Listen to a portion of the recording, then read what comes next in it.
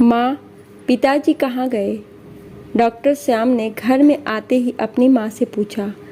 श्याम की माताजी बोली, पता नहीं बेटे, देखो लाइब्रेरी में होंगे। तभी श्याम की पत्नी सोनाक्षी बोली, आपने आज बहुत गुस्सा कर दिया पिताजी के ऊपर। बूढ़े हो गए हैं, उनकी उम्र का तो ख्याल किया करो। डॉक्टर श्याम, बूढ़े हो गए हैं लेकिन हरकतें बच्चों जैसी करते हैं। बच्चों के साथ वीडियो गेम खेल रहे थे और शोर मचा रहे थे। इतना भी ख्याल नहीं है कि घर में कुछ लोग आए हुए हैं। डॉक्टर श्याम बड़बड़ाते हुए लाइब्रेरी में चले जाते हैं। वहां जाकर देखते हैं कि पिताजी की डायरी खुली हुई है और हवा से पन्ने फड़फड़ा रहे हैं। डॉक्टर श्याम मन ही मन बोलते हैं, देखो डायरी भी खुला छोड़ दिया है, फट जाएगी। ऐसा बोलकर डायरी समेटने लगते हैं। ऐसे तो दूसरों की डायरी पढ़ना मैनर्स के खिलाफ होता है, लेकिन उससे अपना नाम पढ़कर उत्सुकता से वह डायरी लेकर वहीं चेयर पर बैठकर पढ़ने लगते हैं। जानते हो बेटे, जब तुम पहली बार इस दुनिया में आए तो ना जाने कितने ख्वाब इन आंखों में सज गए थे।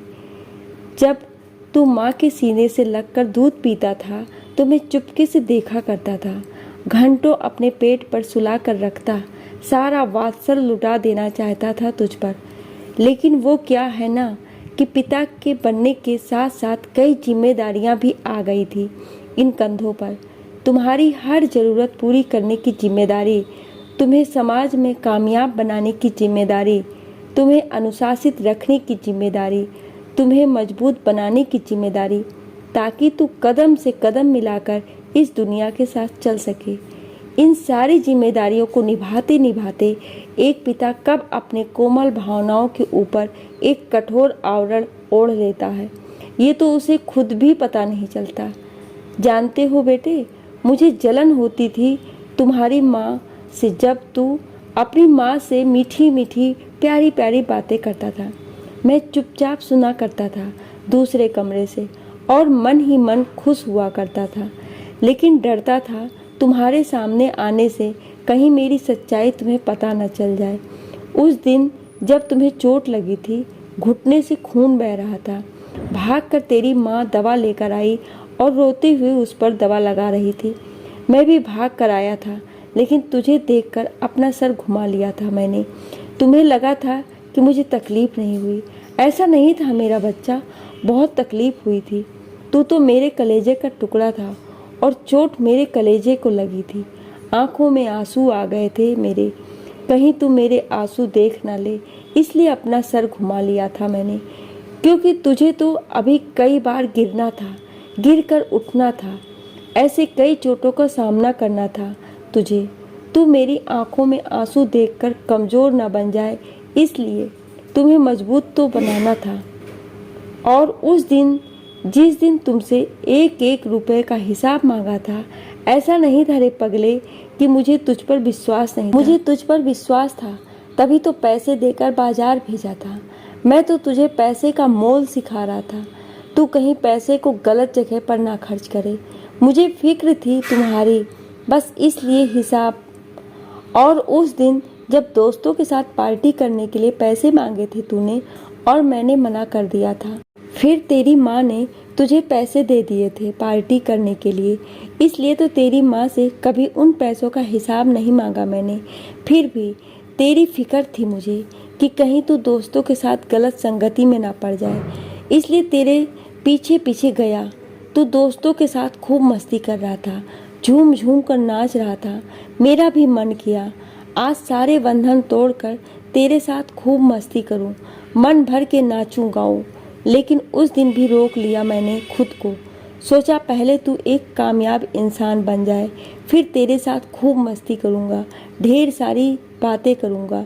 इसलिए दूर से ही तुझ में अपनी जवानी जीकर आ गया मैं। आज तू एक कामयाब इंसान बन गया, सफलता तेरी कदम चूम रही है, लेकिन मैं ना रहा। क्यों? मैं दादा बन गया और तू भी तो तू नहीं रहा, तू भी एक पिता बन गया है, एक जिम्मेदार इंसान। घर की जिम्मेदारी, बच्चों की जिम्मेदारी, समाज की जिम्मेदारी। मैं हर परिस्थिति में तुम्हारी स्थिति को समझता हूँ, लेकिन तुम्हें मेरी स्थिति को समझने में थोड़ी देर लगती है। यही दूरी तो है एक पिता और पुत्र के बीच की दूरी। और क्या लिखूं मैं मेरे बच्चे, अंत में मैं बस इतना लिखूंगा कि तुझे मैंने तेरी माँ की तरह अपने शरीर के अंदर से नहीं निकाला, लेकिन तू मेरा अंश है। जिस दिन तू इस दुनिया में आया मैं तेरे अंदर जीने लगा। तेरे चेहरे पर खुशी देखकर अपनी सारी थकान भूल गया। तेरे बचपने में अपना बचपन जीने लगा। तेरे चेहरे पर सुकून देखकर अपनी सारी मुश्किलें भूल गया। तेरे जवानी में अपनी जवानी जीने लगा। तू आज भी मेरी स्थिति नहीं समझ रहा है, लेकिन मैं तेरी स्थिति को अच्छी तरह समझता हूँ। जब तू ये बोलता है कि पिताजी आप तो बच्चों के साथ बच्चे बन गए हैं, तब मुझे हंसी आ जाती है। तू मेरी इस स्थिति को भी समझेगा जब तू दादा बन जाएगा, लेकिन तब शायद मैं इस दुनिया में ही नहीं रहूँगा। इतना पढ़कर डॉक्टर श्याम के आंखों के सामने बचपन से पिताजी के साथ बिताए सारे पल एक चलचित्र की भांति घूमने लगा। उनके आंखों में आंसू आ गए। तभी डॉक्टर श्याम को सोनाक्षी की आवाज़ सुनाई पड़ी। डॉक्टर श्याम ने पीछे मुड़कर देखा। उनकी माँ और सोनाक्षी खड़ी थी। डॉक्टर श्याम की माँ बोली, अरे बेटे, तेरे पिताजी यहाँ भी नहीं है तो कहाँ गए? डॉक्टर श्याम झट से अपने आंखों से आंसू पोंछते हुए बोले, मैं जानता हूँ वे कहाँ गए होंगे, मैं उन्हें लेकर आता हूँ। इतना बोलकर डॉक्टर श्याम बाहर निकल गए। जा पहुँच उस पार्क में जहाँ बचपन से उन्हें उनके पिताजी ले जाया करते थे। शायद पिता पुत्र के बीच की दूरी खत्म करना चाहते थे, लेकिन कभी खत्म नहीं कर पाए। जाकर देखा पिताजी वहीं उस बेंच पर अकेले बैठे थे।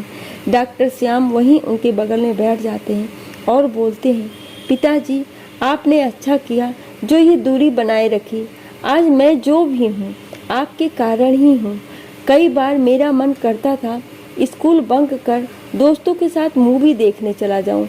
कई बार मेरा मन स्कूल नहीं जाने का करता था। कई बार दोस्तों के साथ पार्टी में शराब पीने का मन करता था, लेकिन हर बार आपका गुस्से वाला चेहरा याद आ जाता था। हर बार आपके डर से अपने कदम पीछे खींच लेता था। पिताजी आप हर बार मेरा हाथ पकड़कर गलत रास्ते पर जाने से रोक देते थे। बस आज मैं इतना कहना चाहता हूँ कि मैं आपसे बहुत प्यार करता हूँ। इतना बोलते बोलते डॉक्टर श्याम का गला भर आया। डॉक्टर श्याम के पिताजी डॉक्टर श्याम को गले से लगा लेते हैं। आपको ये कहानी कैसी लगी कमेंट करके हमें ज़रूर बताएं, और ऐसी ही कहानियाँ सुनने के लिए हमें सब्सक्राइब करें। Thank you.